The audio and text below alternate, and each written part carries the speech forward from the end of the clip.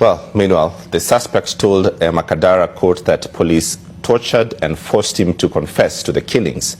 Makadara magistrate Irene Hishobi has allowed the Director of Criminal Investigations, DCI, to detain the suspect for 30 days in order to conclude investigations. Rose Angoi has the details.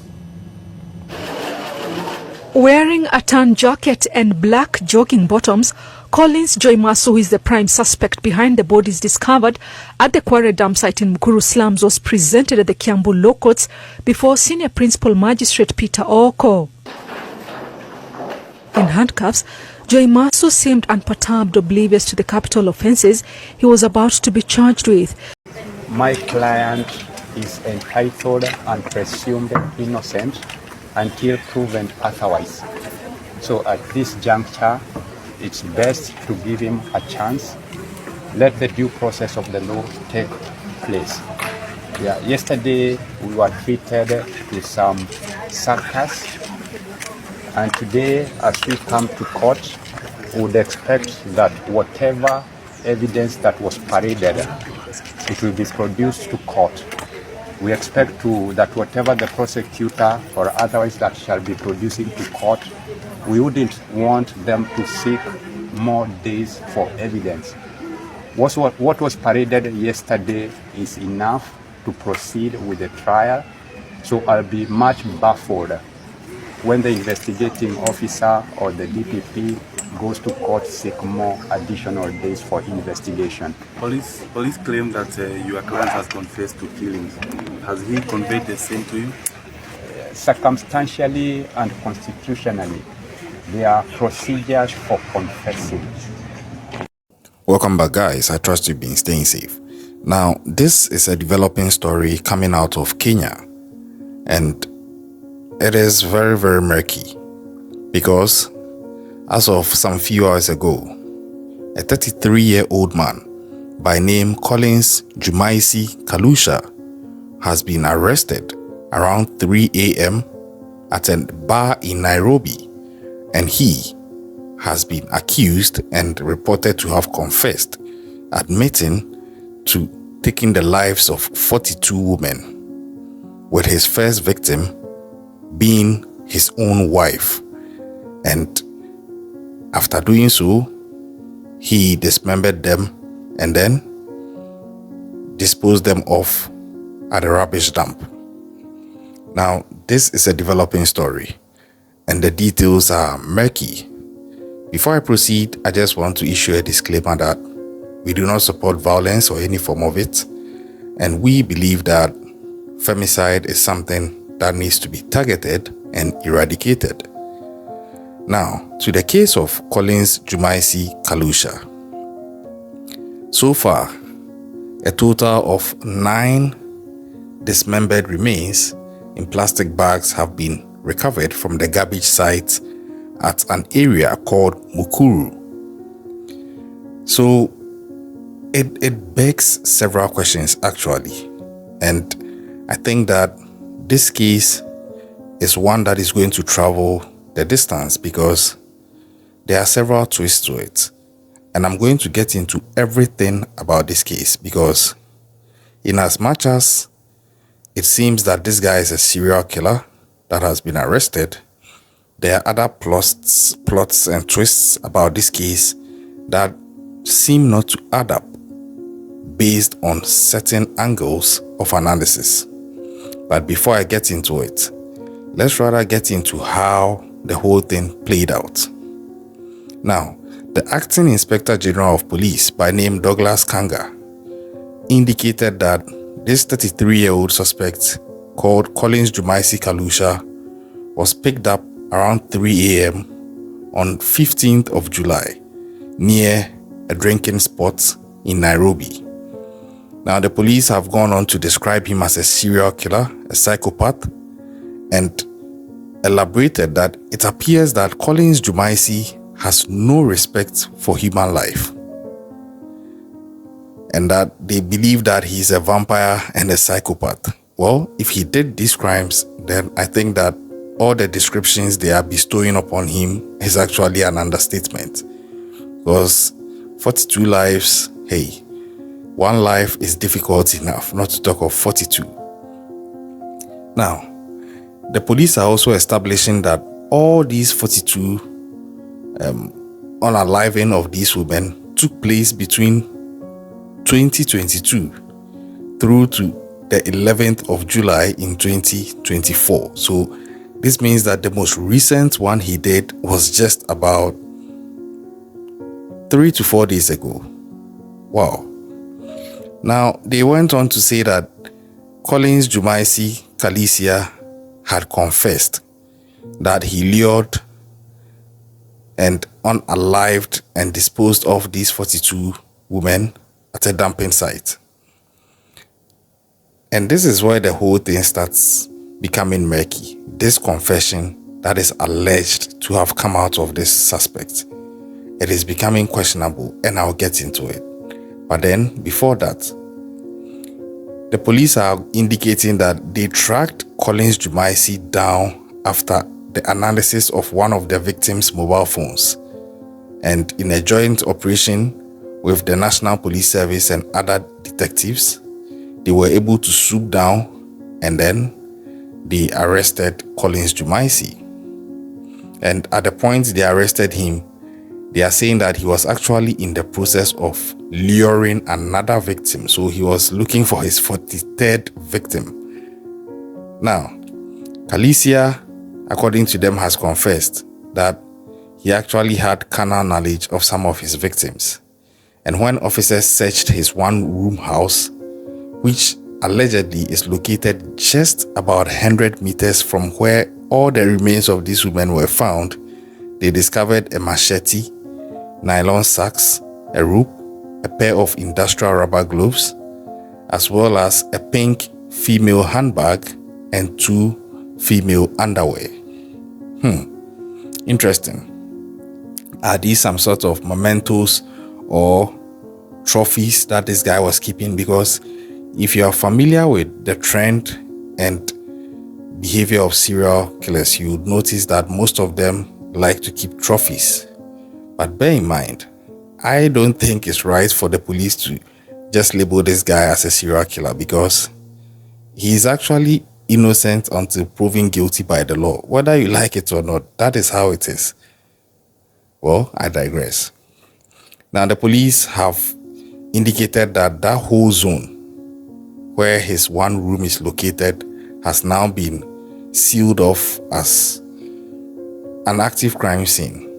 And they also recovered mutilated remains of 9 people, and 8 have been confirmed as being female.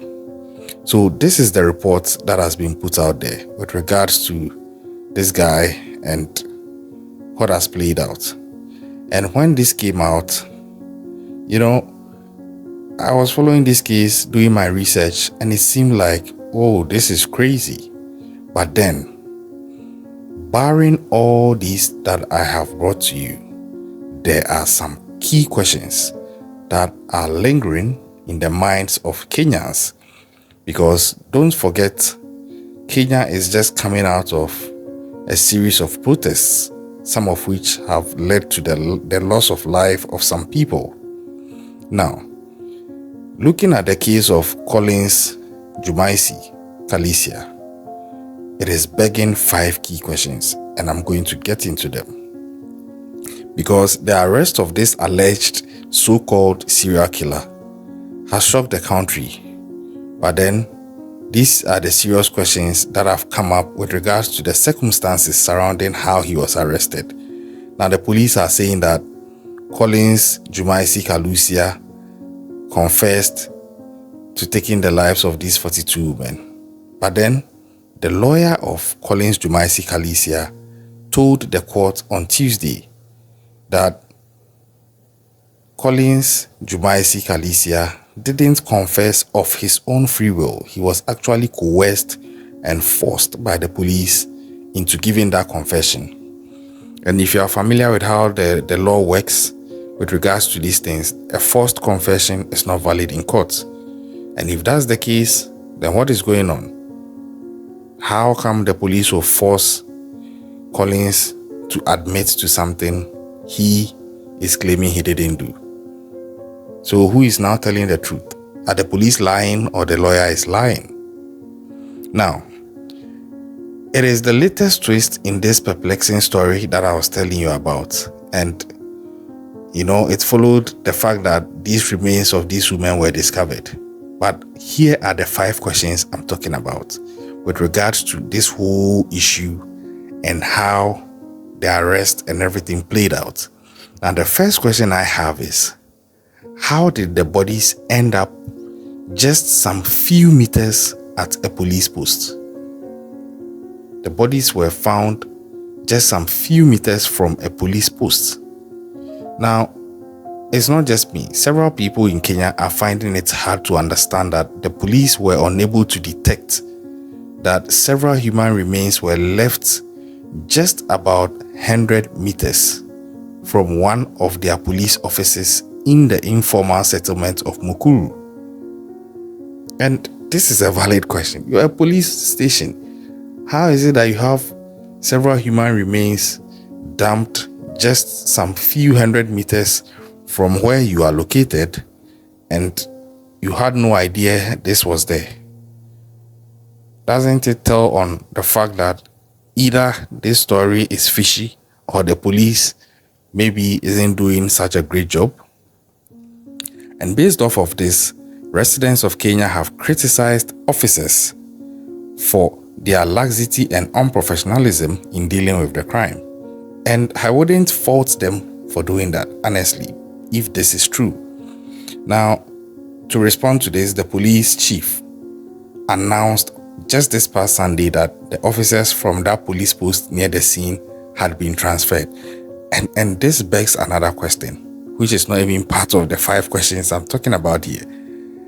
If they were being incompetent or unprofessional, how does transferring them solve the problem? It means you've transferred whatever unprofessionalism or incompetence to another location.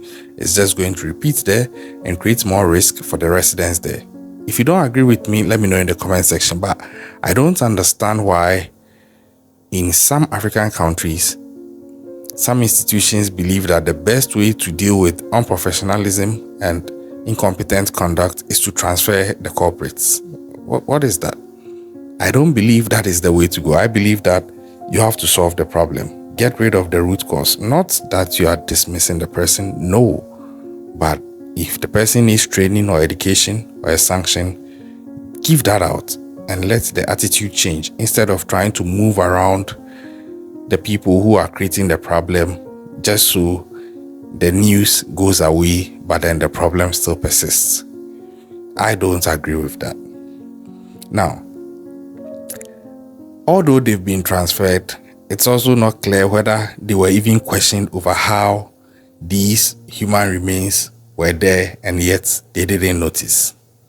But most people are saying that given how poor the police force in Kenya's human rights record is, the police watchdog is not looking at this as something they need to undertake a preliminary investigation into to establish whether there was any form of police connection with this whole case and the human remains that were found. It's not an impossibility, actually. Now, what is even more baffling on this is how a member of the public is rather the person who came to discover the remains. The police never saw the remains. It's rather a member of the general public that came to find this. It's very, very questionable. And it begs the question, what was the police doing all that time, being so close to all this, and they never saw it until a member of the general public rather saw it and came to them? Now, the family of one of the victims, Josephine Owino, who had gone missing, says that Josephine came to one of the family members in a dream as a spirit and helped point them in the right direction. Now, if you are watching this from outside of Africa, this may be a bit strange to you, but hey, in Africa, these things have a deep rooting. People believe that spirits come to them in dreams, and I'm not going to refute or dispute it because I believe that there's more to this world than what we see. So, I'm not going to dispute this, and that is what the family is saying. Now, this relative is called Diana Kea, and she's a cousin to Miss Owino, and she told reporters that the family then paid some young men near the rubbish tip to comb through the debris. Interesting. So all in all, they are saying that this relative of theirs who is missing came to one of them in a dream as a spirit, and then after that dream, a cousin of the missing person mobilized some young men to go and start searching this rubbish dump in the hopes of finding her. I don't think this is... It's too direct.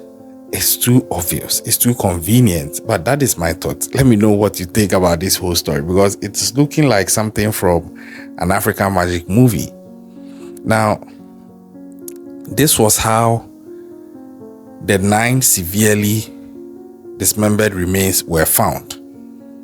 So there was a dream, an alleged dream, where a spirit of a missing person came and spoke to a member of that person's family. Then that person's family member mobilized some men when he or she woke up, and then they went to the rubbish dump, and then they saw the remains of these 9 people. How convenient. This spirit should help all police officers to solve all the crimes that are still going cold and unsolved. Now, when the police were questioned on this, the head of the Directorate of Criminal Investigations said that, and I quote, "We are not dreamers and we do not believe in dreams." Well, I'm not going to comment on that statement. I'll leave it at that. But all this has to do with the first question about this whole case and how Collins Jumaisu Khalisia was arrested. Now, the second question has to do with over what time period had the bodies been left there? For how long were these human remains left there? Now, the police said that the human remains recovered were in different stages of decomposition, and based on that, it suggested that the victims had been deceased at different times. Now, in the now disputed confession of Collins Jumaisu Khalisia, the police are saying that Collins allegedly admitted to unaliving the woman over a period of 2 years, that is 2022 through to July 2024. Now, what is not clear though is, were the remains dumped over that time, or were they dumped there just this recently? So, is it that when he started into 2022, he started dumping there as and when he perpetrated the crimes, or they were somewhere and he recently relocated them and dumped them at where they were found? Because it doesn't add up. If they were there since 2022, how come nobody saw it till now? Now, the third question is, how did the police make the arrest so fast? How come they were able to arrest Collins Jumaisu Khalisia so fast? Because after they had apparently never suspected anything for 2 years, the police then made this arrest in less than 3 days after the discovery of the remains of these 42 women. Now, the police would go on to say that Mr. Collins Jumaisu Khalisia was detained at a bar in the early hours of that morning while watching the Euro final football match. Interesting. Now, the police displayed to the media some of the items they said they had recovered from Collins's apartment, also close to where the remains were found. And these items included 10 phones, a laptop, identity cards, and personal female clothing. The police said they had traced Collins's whereabouts after geolocating the mobile phone of one of his alleged victims. And as is expected, Collins Jumaisu Khalisia's lawyer has questioned the validity of this evidence that the police is seeking to lean on. And to an extent, he may be able to refute it or defeat this evidence if the case the police is standing on is not strong, because it seems like nothing was done too long, or there was a long time where nothing was suspected or done by the police, and all of a sudden, in a short time, the police were able to do so much and just make an arrest. It's having some suspicion around it. Now, the fourth question is, who are the victims? So far, only one remain has been identified so far, and that is of a 24-year-old called Rosalind Ongogo. Now, the brother of Rosalind Ongogo, called Emmanuel Ongogo, had told news outlets that she went missing on 28th of June 2024 after she left the house to look for casual work. Now, this brother said that the family went to the morgue when they heard some remains had been recovered from this dump site, and whilst there, they identified her as she in the same clothes she had disappeared wearing and had the same hairstyle that she had on at the time that she disappeared. Now, per this, the police also alleged that Collins Jumaisu Khalisia's wife was his first victim, and they say that her identity card was found among the belongings of other alleged victims that were found in his house. Well, interesting. Now, the fifth and last question I have on this is, what are the police saying about the safety of women in Kenya? Because the discovery of these remains also brought back painful memories of the brutal unaliving of 20-year-old Rita Waeni in January this year. Now, in the case of Rita, her remains were found at a short-term rental apartment in Nairobi. And guess what? The case is yet to be solved. Amnesty International said that more than 500 cases of femicide were recorded in Kenya between 2016 and 2023. And all the remains recovered from the rubbish strip are also women in this case of these 42 alleged unalivings. So it is becoming as though women are an easy target in Kenya, and the police do not seem to be able to eradicate this risk that is pertaining and the crimes that are perpetrated against women in Kenya. Now, this case is still ongoing, and I foresee that it's going to take a very, very tricky route.